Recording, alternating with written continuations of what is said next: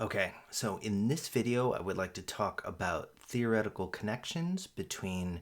food production and consumption and human security and conflict, specifically linking to the causal factors that we've seen in the research reports already so far today, as well as tied into the readings for this week.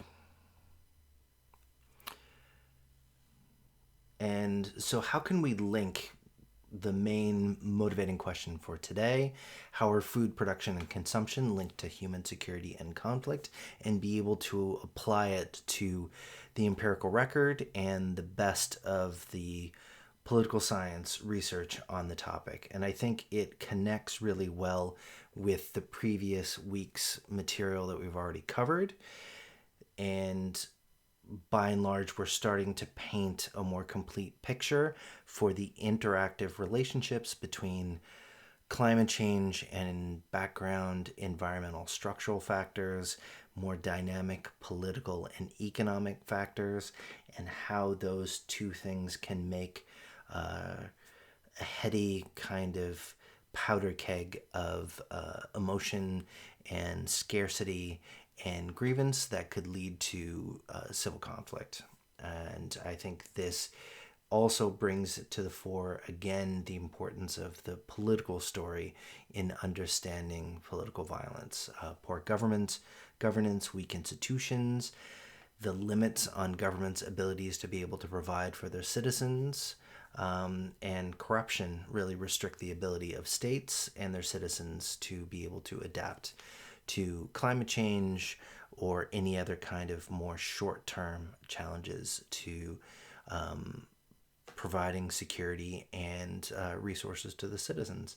And this can also link to both simple absolute scarcity for people not having enough food, as well as shocks or changes to people's situations in the short term, which provides the incentives for people to hit the streets. In the previous video, I'd linked food prices as a direct shock to our pocketbook and provide motivations for people to be dissatisfied with their states. And again, it ties into the general theories of whether it's the level or the change of the different factors that we look at: economic development, political institutions, climate change factors, or human security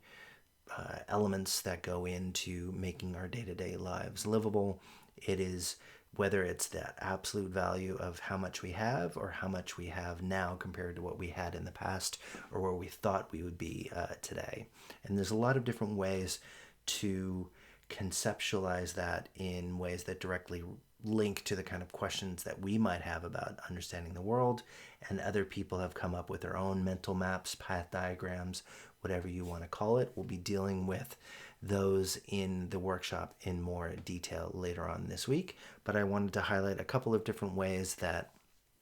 different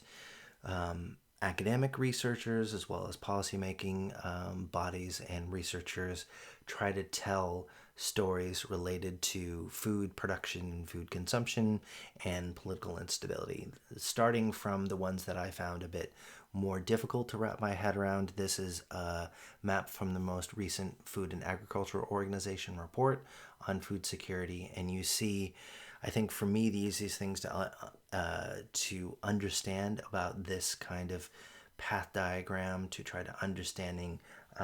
food outputs and the connection to conflict and political institutions is on the top. You have these kind of factors that affect food production and consumption in blue, and then in orange and yellow you see the how affordable it is to have healthy diets, producing the food, and our consumer behavior in consuming it. And then in the orange you have the politics and governance side that shapes that, as well as it in turn shapes the probability of having a conflict, as well as climate variability. And so you see here that food security is a reciprocal relationship with politics as well as climate and conflict, along with a whole bunch of other things that make this a bit more difficult to read for myself. Going to the Economist Intelligence Unit, they have less of a path diagram than a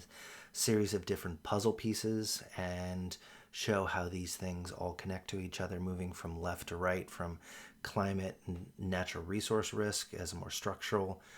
slow-moving change, financial risk, food price shocks, lack of a safety net to deal with difficult times, trade and supply risks, and then political and social risks up to and including conflict and social unrest. And so you see here not necessarily a directionality to the argument, but how all these things are interconnected risks for food security as well as the possibility for political unrest. Yet another example of this, and you can pause these or follow the links if you want to look at these in more detail. The UN environmental programs put forward their own kind of path diagram that has more direct arrows connecting climate change to impacts on our natural world, from temperature, rainfall, drought, flood, sea level rise, all things we've talked about in the past. Then connected to vulnerability and natural resource availability, whether it be water or agricultural resources. And then that could lead to ways that people respond to those challenges, whether through migration, which we've already talked about in week 7, political destabilization and conflict. And then you see the non-climate factors like economic, social, and political, demographic. All these things you see put together in similar and interrelated fashions that both in the research literature as well as in the policymaking community, there's gradual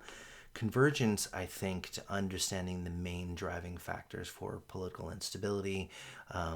climate change induced migration, a lot of the topics that we've covered in this class, and how economics, politics, and governance really play an important role, as well as these background conditions of climate change that might have a slower moving reciprocal relationship with conflict, but are these kind of background conditions that really have to interact with a lot of these more short-term political and economic factors. And then last one, the one that we've seen so far in this class, from Thomas Homer Dixon's book, in which you have the sources of environmental scarcity, the social effects of those scarcity, and how that could lead to various types of political instability, up to and including civil conflicts. And so I think I chose this as kind of the example that I keep coming back to in this class, because I think it does show in the simplest way, it's showing the directionality of a lot of these scarcities that we've talked about in the last couple of weeks: food, water, and natural resources, which we're going to be talking about in a little bit. So now I wanted to take a few minutes and briefly touch on the articles that we read for this week. We'll be coming back to them and discussing them in more detail in the workshop, but a couple of things that I wanted to make sure that you get out of the readings, as well as how we can try to draw connections between them in a similar way as all these path diagrams I just shown you. All of these articles ask slightly different research questions, use different kinds of data, but are telling us really interesting interconnected stories about the relationship between the natural environment, how humans interact in that environment, and the way that humans might engage in behavior to try to change their situation through potentially the use of violence at the most extreme end of these kind of responses. Starting with a Benjaminsen et al. Piece from 2012. I think this is a really interesting mix of qualitative and quantitative inductive research design, focusing on a conflict in Mali's Mopti region in the Niger River Delta on the western side of the Sahel region, which we're going to be talking about more in a second. They focus on 3 structural factors that they argue are the most important to try to explain this conflict: agricultural encroachment, which obstructed the mobility of herders and livestock; a political vacuum that led to rural actors' opportunistic behavior; and government officials' corruption and rent-seeking. Similar themes as we see cropping up again, that you have agriculture and pastoralists agriculturalists and pastoralists coming into conflict due to structural changes, and then the lack of a political institutional framework that can channel these conflicts through legal means, through legal challenge, and corruption and rent seeking also being involved in, if not government being absent, being counterproductive for stability. Moving on to the Rowan et al. Piece. Theirs is a more theoretical link between malnutrition and conflict. They focus on the eastern side of the Sahel, a little bit north of where we're going to be looking at for the other case study, empirical evidence from Sudan, Ethiopia, and Somalia. And they use satellite data this time, which is really interesting in addressing the potential concerns from our rainfall and conflict literature readings from week 3 with Edward Miguel et al.'s article talking about rainfall being an exogenous factor. But in the lecture, I'd also mention later work by Ken Schultz and co-authors saying that climate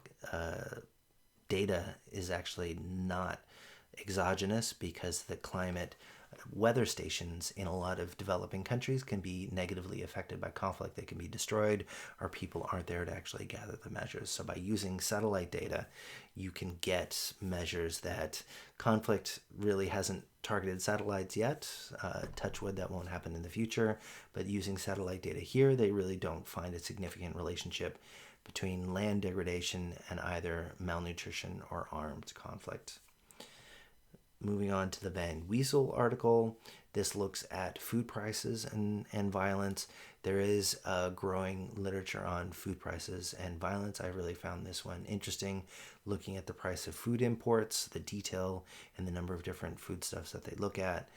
from violence from 1990 to 2011. They suggest that increases in prices are associated with violence, and there is significant spillover effects. However, I think it's important to recognize, as we've discussed so far in this class, the difference between statistical significance and substantive significance, and his findings are statistically significant, but the substantive effect in changing the overall likelihood of protest is pretty small, violent protest. And I think this is consistent with a lot of other research on this topic, that there is an effect, but it takes these other economic and political factors, level of economic development, political institutions that have that kind of larger driving force for the use of violence in these kind of contexts. Moving a little bit more recently, really interesting special issue in the Journal of Peace Research. If you are writing your research papers on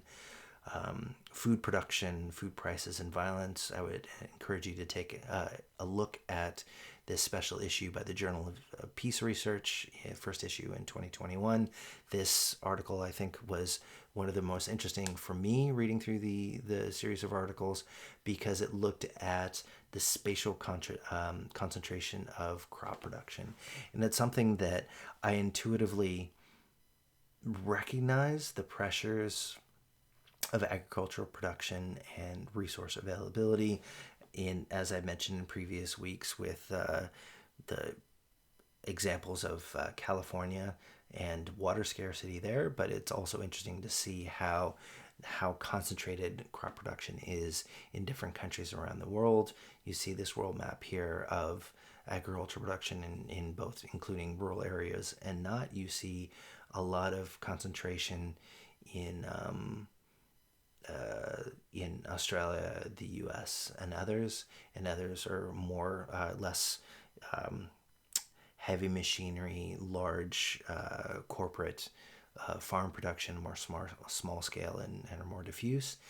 So this article really focuses on how climate change shapes the spatial concentration of crop production and how this could lead to civil war. They look at where 4 different cereal crops were produced in different parts of the world from 1982 to 2015, so slightly longer time frame than some of the other articles. And the results suggest that as the spatial concentration within the state of crop production increases, the probability of conflict onset also increases. However, the substantive effect, which we're going to be talking about in the workshop, towards the end is also substantively pretty small, connecting it to the Van Weezel article as well, that these things are important. However, they're a smaller piece of a larger theoretical puzzle in trying to explain the outbreak of conflict. And so I think for me, what the links that I drew between the different readings is that political incentives and history are often of greater substantive importance than the specific agricultural needs or challenges or changes within these different states. And any kind of effect that climate change, whether through increased drought or more variable rainfall, is likely to be indirect and channeled through the political or economic conditions of specific areas, and that the government's ability or willingness to respond to these kind of challenges is critical. Again, linking back to Amartya Sen's observation that democratic states have specific incentives to take care of their people to the extent that they don't have famines. And so I think those are the takeaways that we've seen from this week, and they're similar to the takeaways that we've seen in previous weeks. And hopefully you're gradually seeing through the course of the class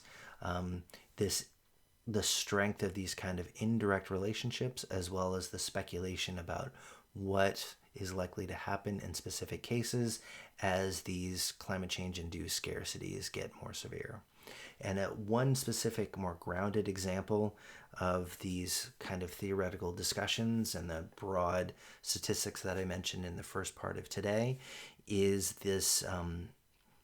challenges of agriculturalists and pastoralists in the Lake Turkana region in Ethiopia and Kenya. And this short documentary it's a bit dated now, from 2010, 2011, When the Water Ends, as well as the unanticipated infrastructure effects of large hydroelectric dams, which we talked about in the Water Week last week. And so I would encourage you to take a look at these videos now before I go into my discussion of the Sahel and the Ethiopian case. However, I wanted to recognize something about the When the Water Ends documentary that connects to a literature you might not be, or a discussion that you might not have been familiar with, but me coming from the United States and the background that I come from, that I'm increasingly aware of and want to make sure that you are aware of the ways that different peoples around the world are introduced and often represented in documentaries and in film and in pictures, which connects to a challenge that the National Geographic faced head-on only a few years ago in their depictions of developing states and different areas of less developed to more or rural areas. The depictions of race have been incredibly problematic in the National Geographic over the last couple of years, and they recently released an apology in 2018 for their coverage of race. There's also discussion about their discussions of their use of nudity and depictions of rural or non-Western groups that can often be seen as othering the particular groups, or degrading or dehumanizing, or treating people as being more of the other and not approaching them for where they were. And so I wanted to recognize then the documentary. In this region, a lot of people do have different clothing traditions than we do, and there is some nudity in that documentary that starts from the beginning and is kind of interspersed without. So if you don't feel comfortable watching that, I do have different lecture questions in the next section. But if you do feel comfortable with that, in teaching this class in Australia for the last couple of years, Australia definitely seems to have a different series of cultural expectations and norms and sensitivities around these areas, but I wanted to flag it for those of you who are still with me at the end of this third video and that are interested in the material. I have found this documentary the most direct in listening to the voices of the people affected by these kind of herder agricultural clashes, as well as academics from the region, instead of people like me coming from the Western perspective, trying to understand the realities of people's lives faced with these kind of scarcities and clashes. And so with that, I would encourage you to take a look at it, but be aware of the sensitivities and the viewing process and trying to look at the lives of other people. And with that, we'll turn to finish the theoretical links now and move into the case studies of food insecurity related to the Sahel and to Ethiopia.